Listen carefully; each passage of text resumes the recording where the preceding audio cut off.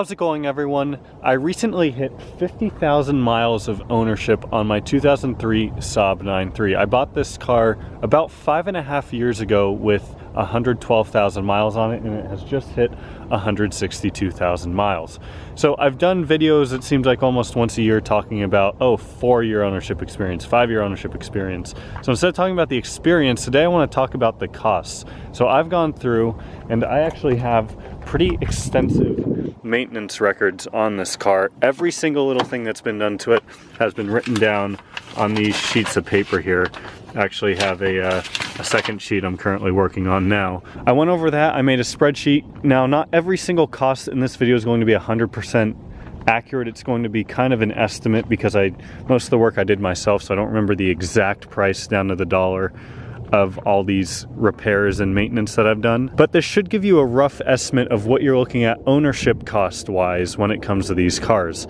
So I'm going to break this video into two parts. The first part is going to be repairs and things that have broken. And then the second part of this video is just going to talk about actual maintenance. So things like oil changes or fluid flushes, brakes, tires, things like that. I'm not going to be covering any of the modifications I've done in this video or like the money I paid to have the paint redone, because not everyone's going to be doing that. So what really matters most are the couple of things I'm going to talk about here. And honestly, once I was done putting this all together, and of course I might have missed one or two little things here and there, but I write everything down on that sheet, I was very, very pleasantly surprised with how low the cost was of this. When it comes to the repairs here, I'm just kind of going to rattle these off one by one. I have videos on just about all of these if you're interested.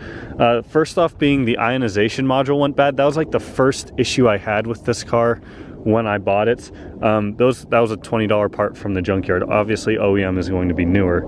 Next, I did a serpentine belt and tensioner. I guess I could put that under the maintenance category, but oh well, I ended up putting it here. That was about $100 for all the parts.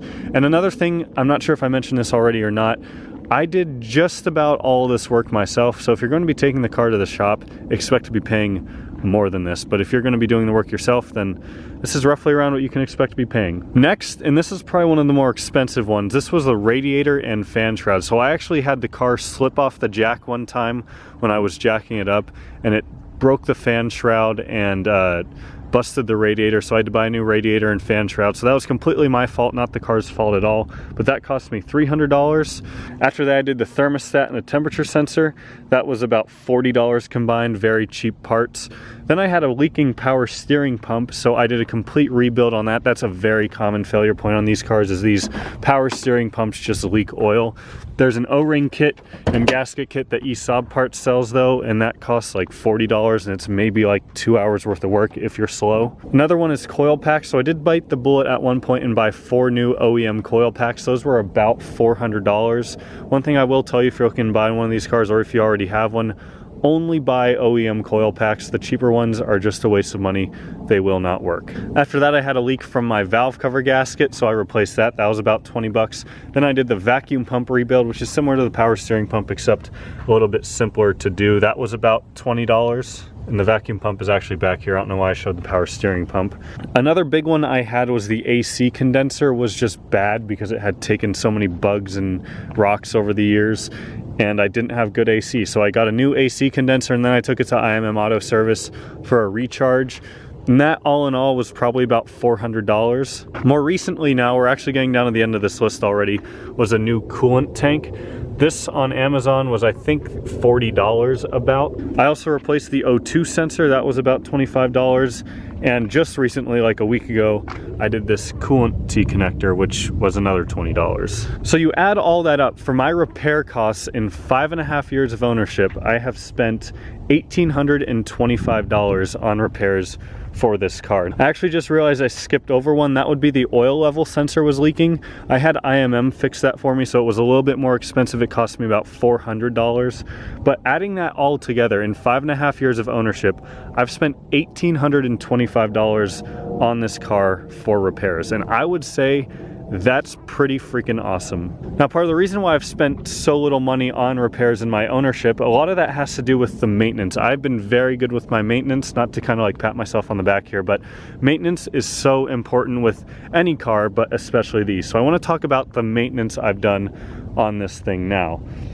So spark plugs. Thankfully, spark plugs for these cars are very cheap. I run the NGK BCP 70S11s. Definitely the ones to run in this car, especially if you're tuned. You can get a pack of 4 of those for like 10 bucks on Amazon. And I've replaced those 4 times for a total of $40. Oil changes, I counted 10 oil changes I've done. It's probably been a couple more than that because I know I do it more than every 5,000 miles. But we'll just leave it at 10 since that's what I counted, and about $50 for each oil change for the oil and the filter. So we'll say oil changes total of $500.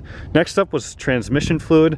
I've done 2 transmission fluid flushes on this car. Each time the fluid cost me about $40, so that's a total of $80 on transmission fluid. Cabin air filter, something if you haven't replaced on your 9.3, I'd recommend checking and replacing. It's very simple, I have a video on it. But that was about $20 and I have replaced that twice. It's just sitting right under here for a total of $40 on cabin air filters.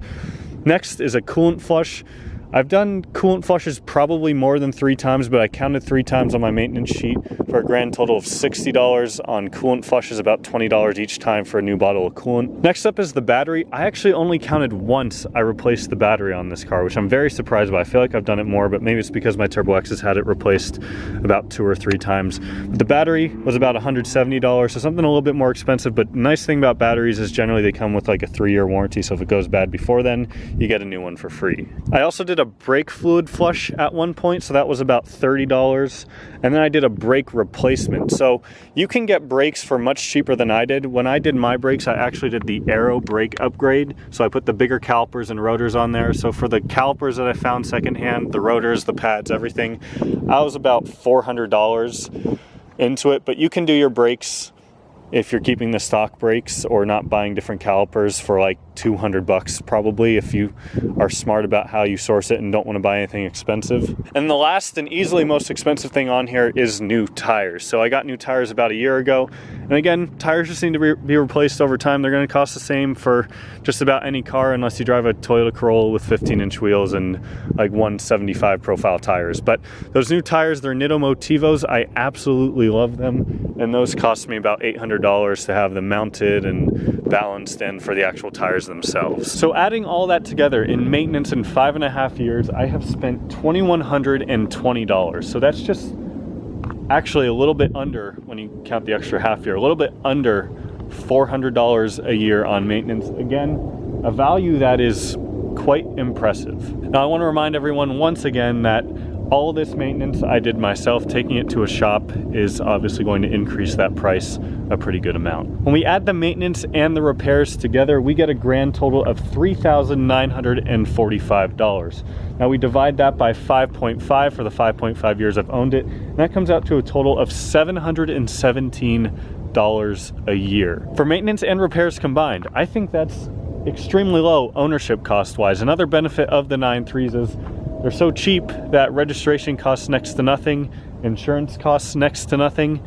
So these cars are just such good bang for your buck. Like I've mentioned in previous videos, I'm not going to go on too big of a tangent here, but they are just spectacular cars for the money. And if you can find one that's been well taken care of and you take care of it, there's no reason why these can't go to 300,000 miles. Now I've spent a lot of money on paint and, you know, the Aero body kit, different wheels, different interior, my exhaust, intercooler, all that other stuff. I've spent a lot of money on things like that, but that's all optional that I did. I just wanted to talk about today the exact things that I pretty much needed to do to keep the car on the road. So I hope you guys all found this video very informative. Let me know if you can put together some sort of estimate on your 9.3 for an ownership cost or whatever Saab you have. I'm curious to hear your guys' estimates down below, but this kind of just proves to me once again why this car is so great. I mean, I just came back again from driving it to California and back, driving faster than I should have been for the whole way, and the car was absolutely great.